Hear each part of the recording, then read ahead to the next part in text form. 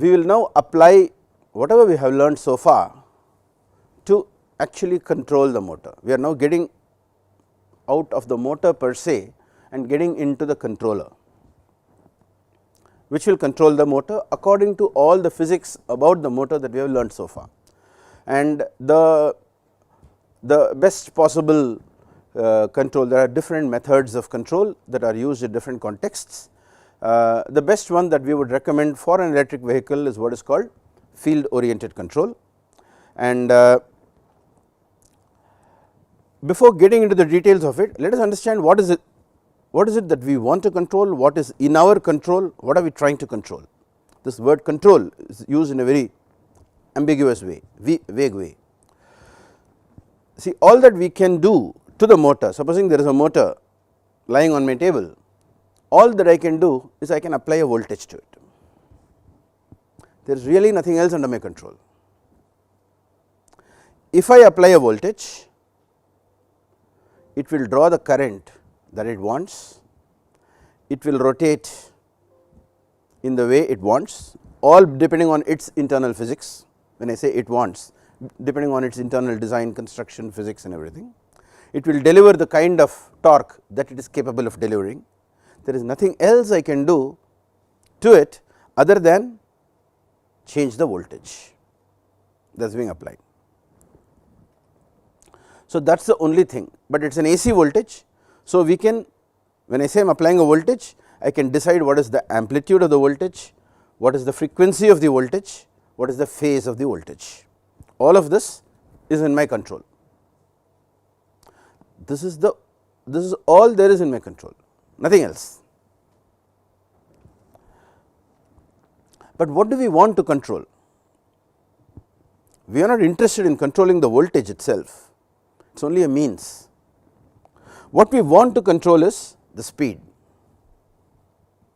How fast is it going? I want it to go at 2800 RPM, that is what I want to control. And whenever we want to control something, first we should be able to measure it. We will come to why in the next slide, but anything that I want to control, I must be also able to measure it to know that it is under control, otherwise I do not know if it is under control. And speed can be measured through any number of devices. Very commonly we use Hall sensors, we can also use encoders, we can use something called resolvers. These are all different instruments that will tell us what is the speed. The other thing that we want to control is the torque. We want to control the speed, we want to control the torque, and torque we know is related to the current. So, if I can measure the current, since I have already measured the parameters of the motor like back EMF constant and other things, I can do my arithmetic and say if this is a current, this is a torque, fine. So, I can measure the torque indirectly by measuring the current.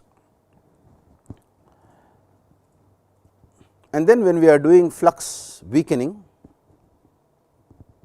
we want to measure the ID because we want to increase that, and an indirect way of measuring that will be inferring it from the speed and the current using the voltage equations. So, if I know the basic parameters like what is the resistance, what is the LD and LQ and what is the back EMF constant, if I know these things, then I can infer and I can back calculate what current should be going in, and for that current to go in what voltage I should apply. And then by measuring the parameters that I am interested in, I can see whether my calculation is correct or is there any deviation, and normally there will be a deviation. I will apply a voltage thinking that it will make the motor run at 2800 RPM, but when I actually measure, I may find it is running at only 2650 RPM, it is 150 RPM short. Then what should I do? I should slightly increase the voltage. So, by measuring what I want to control and comparing it with my desired value, the difference between them, I will call it as error, and I will compensate that error by changing whatever is in my control, which is the voltage. So, this is called closed loop control. The commonest way it is done is what I am describing. Again, there are different approaches that different people take, but the most common way of achieving closed loop control is what I am discussing here. The most generic name given to whatever the thing that we want to control. I can say it is a vehicle, it is a motor, it is a chemical plant where some chemicals are flowing through pipes, whatever. Whatever is we want to control is generically called as the plant or the process, any name one can give. Now, I am giving an input. Let us say there is an operator. For the moment, we will think that the controller is a human operator with a lot of knobs in front of him, and I am telling him that I want the motor to run at 2800 RPM. So, he turns the knob and sets it to a certain level, which is the voltage, and says okay, this should give 2800 RPM. And then what happens? I have got some sensors, they are giving me a feedback that the RPM is only 2650. So, when I subtract 2650 from the set value of 2800, the difference, the plus and minus is the way of doing difference, the next input that goes to the operator, who is called the controller, is 150. What it means is increase the speed by 150 more, that is the error. Now, based on that information, he has to increase the knob to the extent of 150. How does 150, the error, translate into the input change? Should I turn it by 10 degrees, 12 degrees or 8 degrees? How much more should I turn? Is the decision that the controller has to make.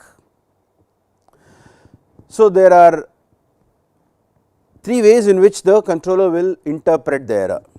One is, if I say that the error is 150, then I will turn it by an angle which is proportional to 150. The other thing I will do is, okay, right now the error is 150, but 1 second ago what was the error? 1 more second ago what was the error? If I add up all the historical errors, what is it? And proportional to that historical error, I will add another term. The controller will add another angle which is proportional to the sum of all the errors that happened in the history. And the third thing that the controller will try to analyze is, okay, the error now is 150, but what is the trend of this error? Is this error increasing or is it decreasing? The rate of change of the error, and based on the rate at which the error is changing, it will sort of anticipate that the future error is going to be like this. Let me compensate for that also now itself. So, there are three terms of error. One is simply proportional to the error, another is proportional to the integral of the error, and another is proportional to the rate of change of the error. So, whatever we are measuring here as the error is translated into three different terms, and based on some sort of a judgment, the controller will assign different weightages to the three errors. The weightage it gives are called the loop gains. Kp is the weightage that is being accorded to the term which is proportional to the error. Ki is the weightage for the integral of all the errors, and Kd is the weightage given to the rate at which the error is changing. And after assigning these weightages, when I add up everything, I will get some value 17.3. So, I will turn the knob by 17.3 degrees. in response to the statement that the error is 150. So, what is very critical is that the weightages must be correct. How do you know what weightage is correct? If I change the weightage, this angle will change and the entire system may become unstable. From 2650 the RPM will shoot up to 3000 and then I will try to decrease it, it will come back to 100 and it will go wild. That is called unstable behavior. So, assigning the correct weights, the correct values of Kp, Ki and Kd is very important, and the way it is done is by understanding how the entire system responds.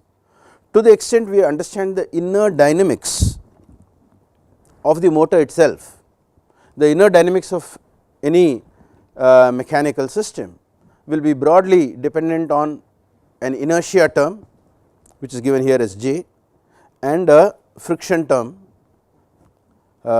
given by B, and I can create a rough model of how this thing is, and I can have Kp which is proportional to the error, the Ki is proportional to the integral of the error in the Laplace transform will become 1 by S, and the Kd is proportional to the differential of the error in the Laplace transform it will become multiplied by S, and I can create a model like this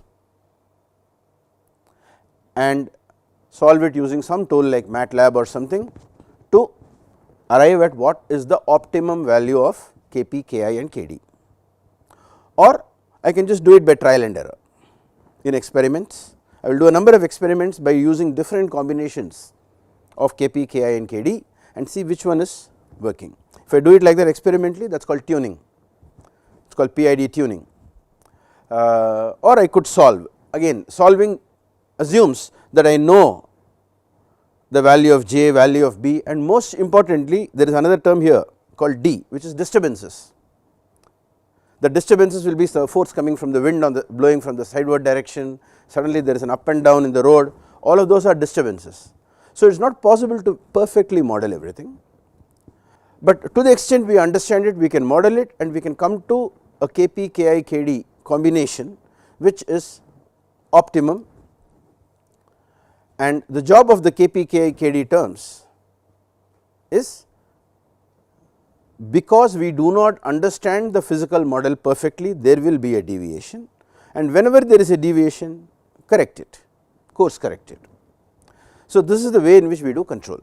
So, you understand now that to be able to control anything I must measure it. If I do not measure it I cannot get a feedback, therefore, I do not know if there is an error or not.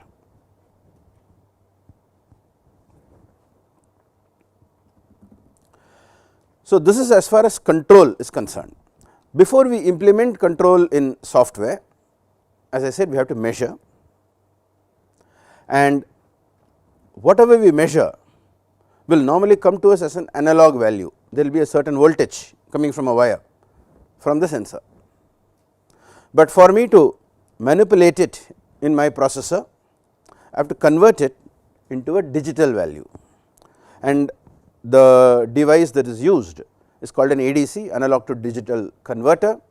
So, it will take any analog value and give it out as a digital value of certain resolution. So, this is the first step. So, I get a voltage which is proportional to the speed from the speed sensor, and the ADC will take that voltage and convert it into a digital number.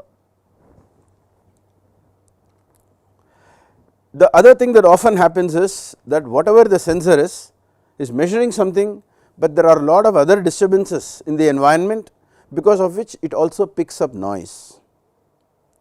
So, what it gives me is the measurement which is also mixed up with a lot of noise. The characteristic feature of this noise is that the noise keeps going up and down very frequently, it is of high frequency compared to the rate at which the signal itself will change. What is measured like speed will change gradually, but the noise and the speed will keep going up and down very rapidly. So, I can remove that noise by using what is called a software filter. What is a software filter? We will see in the next slide. it will actually be an assignment for you. But you can see that the raw signal coming from the sensor is what is shown here as the blue lines. Every instant that it is giving me, it is giving me a different value. So, the actual signal is around 1500, but the value I am getting is maybe plus or minus 100. Within that range it is just fluctuating wildly, and then the speed is being increased to 2000 RPM. All along the way the noise is persisting, and after I reach 2000 also the noise is persisting, and in fact the noise is not even dependent on the level. Whether I am at a lower speed or at a higher speed, noise is roughly the same. And when I apply a filter, what I get is the brown line, and that brown line is very clean and smooth, and that is what I will now take for all my further processing in the controller. And finally, whatever value I get is just a number, and I have to interpret it or translate it to represent the entity that I am interested in. For example, I get a voltage which has a relationship with RPM, but the number itself is not equal to the RPM. So, I may have to do some manipulation of it to convert it into RPM. So, usually it involves a scale shifting, a level shifting, and then a scaling. A combination of these two things will then give me the value that I am interested in. So, having done all of this, now I have the measured value in my memory location in the processor, which I can start using for the purposes of control. So, here is an assignment about what we just now discussed. So, I have a throttle. When I turn it, a voltage proportional to how much I am turning goes to the controller, and let us say the extent by which I am turning is a proxy for the speed at which I want to go. If I am slightly turned it, it means I want to go at 20 kilometers per hour. If I am turning it more, it means I want to go at 35 kilometers per hour. If I turn it really high, it means I am trying to go at 60 kilometers per hour. So, depending on how fast I want to go, I am turning it. This message has to go to the controller. It goes through a sensor, which may simply be a potentiometer, which is then giving a voltage proportional to how much I am turning. But because the wire is long and it is coming in contact with many things along the way, it also picks up a lot of noise, which is what we saw in the previous slide, and then we do a software filter. After converting it to a DC, using the ADC, we filter out the noise, and we find that the filtered signal is very smooth. The normal way in which this filtering is done is that, supposing I am taking a reading every millisecond, every successive instant of time is 1 millisecond apart, and I have a value like, let us say 1500 now. The next millisecond it has become 1580 because of the noise. Instead of taking its value to be 1580, I will take only 1/10 of that value, 1580 into 10%, which is like 158, and the value I already have, which is 1500, I will give it a complementary weight of 90%.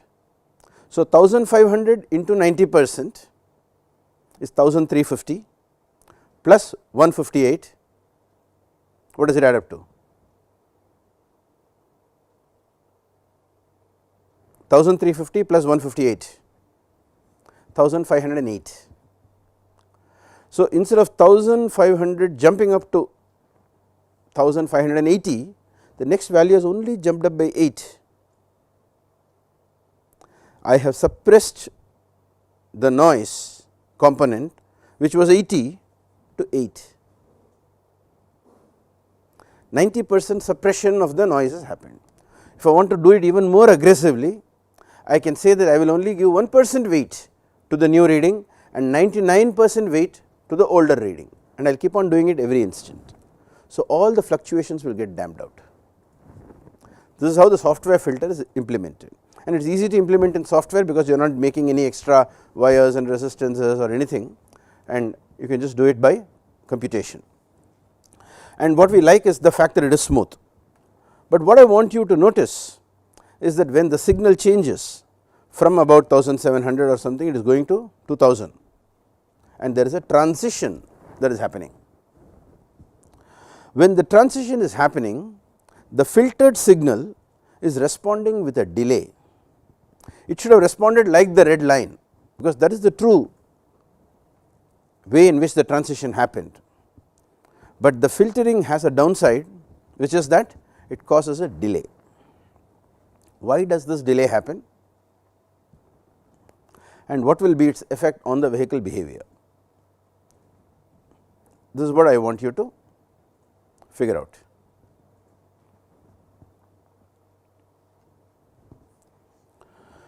And finally, before we get into the heart of what the controller does, which in some sense we have already covered in the previous lessons, the additional detail I want to say is that no matter what happens, we want the device to be safe, the passenger to be safe, the vehicle to be safe. So, we create a lot of fences around, that is also there in the controller to safeguard everything. So, typically there will be 4 kinds of these fences. One is protecting against overcurrent. If for some reason there is a sudden surge of current, in a matter of a fraction of a second, that excess current will cause localized heating of some component in just a fraction of a second, because these are very tiny components, and that component will blow, and the consequence of that blowing is that something else will happen somewhere and all sorts of things, and it can go berserk. We do not know what will happen. So, we want to limit, we want to protect the entire thing against any runaway increase in current. Even before anything can get damaged, the fact that the current is going dangerously high, we want to take action and protect the device. And the other thing is over voltage. Again, if the voltage were to suddenly rise unpredictably, it will actually lead to an overcurrent situation. And then there are also devices which have a specification of voltage. Even if no current is flowing, if the voltage goes above a certain level, the component will break down, and then it will suddenly start conducting, and that will then lead to an inrush of current. The other thing that we have to monitor is under voltage. Under voltage you may think is very safe, nothing will happen, nothing can get damaged, but actually in all switching devices particularly, I will say that if the voltage is less than 2 volts, it is off. If it is more than 7 volts, it is on. But if the voltage is 4 or 5 volts, it is an undefined state, and you can never predict what will happen. Very peculiarly it will start conducting or not conducting and behave in an unpredictable manner. So, under voltage can be very dangerous, and it will lead to very unpredictable behavior. That is another thing that we have to monitor carefully. And then of course, we will have a few temperature sensors, like earlier there was discussion about temperature sensors to monitor temperature in a battery. Inside the motor, inside the controller also we have temperature sensors. If the temperature is rising, we have to take corrective action to protect everything. But remember that this temperature protection is not a very helpful thing for other failure conditions like this, because when there is an overcurrent, the overall temperature in the place where I have kept the temperature sensor will not increase. But because high current is flowing through some track and going to some component and things like that, in those localized places there will be a sharp rise in the temperature, which will not be detected by the temperature sensor. So, having a temperature sensor does not mean that you do not need overcurrent protection and other things. So, that is the reason why all of these are there, although the failures are finally all thermal. Only certain thermal failures can be detected by the temperature sensor. For other things we use we use the proxy of current or the voltage to identify failure modes. And these fences we can draw them in software and in hardware. If I do it in software, it is convenient because I can configure and flexibly change things. Even during the course of a ride, I will say temporarily I will increase this limit there, etc., I can do, it is flexible. But with software there could be some bug, and in some condition that boundary may fail. If that happens, we still want to have a final hardware check on the whole thing, which is not affected by any of the software misbehaviors and things like that. So, these boundaries are applied both in the software and in the hardware. So, we have seen so far what are the things that we want to control, which is speed, torque and flux in the case of flux weakening, how we can measure them, and using our earlier knowledge about the parameters of the motor, we can convert our desired parameter of torque and speed and flux into some voltage to be applied. And what is the knowledge that we use to do that? First is what we already learnt about MTPA, maximum torque per ampere, that is implemented in a block of code called the MTPA block. There is a set speed and there is a measured speed. Based on the difference between the two, I know what is the error in speed. There is a PI controller. Again, another point I forgot to mention, I was talking about PID, but normally we do not use D. Can anybody tell me why? We almost never use the D, we just set the KD to be 0. It is only KP and KI that we use. The answer is related to the noise problem that we saw in the signals. If the signal is moving up and down like this, then during any two successive instances, if I have a signal like this, then between here and here, actually the true signal is only like this, but because of this noise I will think that the error is going up like this.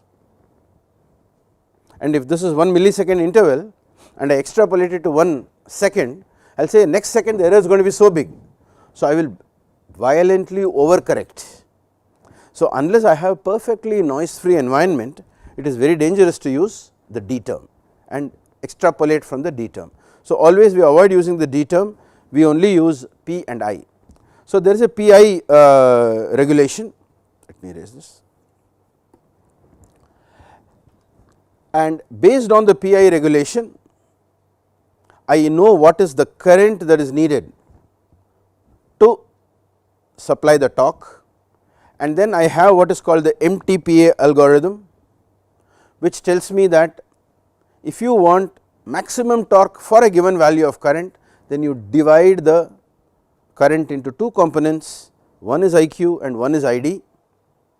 So, based on that algorithm, which is like a lookup table, using that lookup table I will add an ID component so that I get maximum possible torque for the given amount of current, and then send it to another block which is here written as the current regulation block. All that this block does is it converts the current into voltage, whatever we saw in the voltage discussion earlier.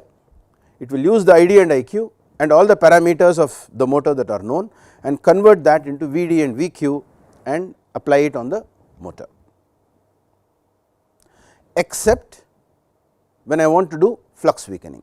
If I am trying to run at a speed greater than the rated speed, then instead of directly converting it into the voltages, I will go through an extra block called the flux weakening block.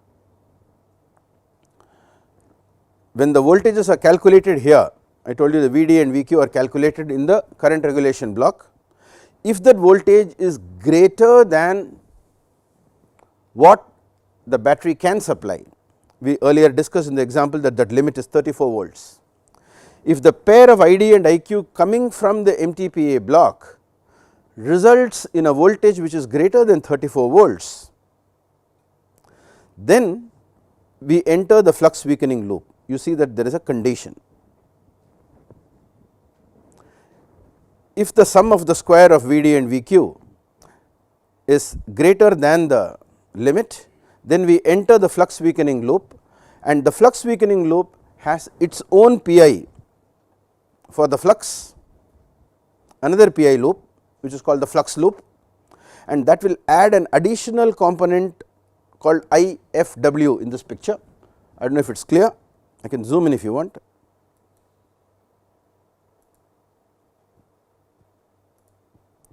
So, there is an additional component called I flux weakening which is added to the ID.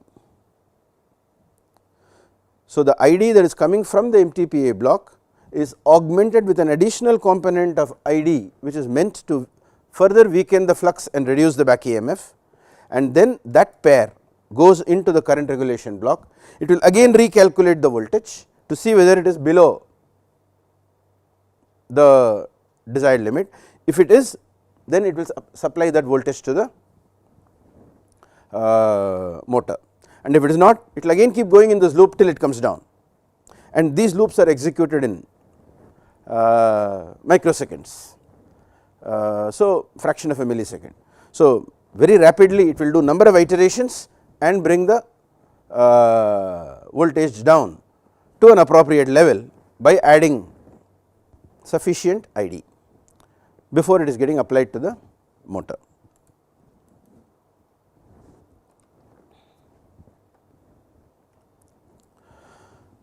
So, this increased ID is to reduce the voltage demand by reducing the back EMF. So, this pretty much covers what the controller, as in all the control logic, does. If you have any questions about this, please ask me. Yeah. So actually, the rotor is permanent magnet, right? Yeah. So we cannot change, reduce the flux or alter the flux. Yeah. So, the question is, the rotor has permanent magnets, how can we reduce the flux?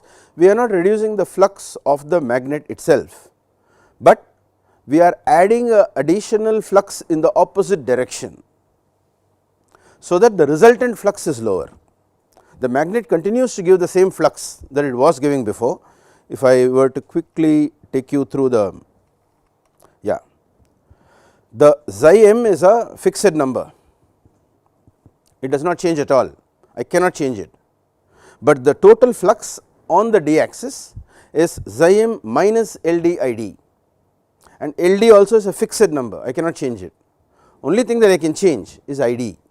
If I increase I d, L d into I d will also become more, therefore, xi m minus L d I d, which is the resultant flux which is actually being seen by the battery, will come down. Fine. I am only weakening the flux, but I am not weakening the magnet itself. And now that you brought this up, I will also tell you another important but subtle point that I did not mention.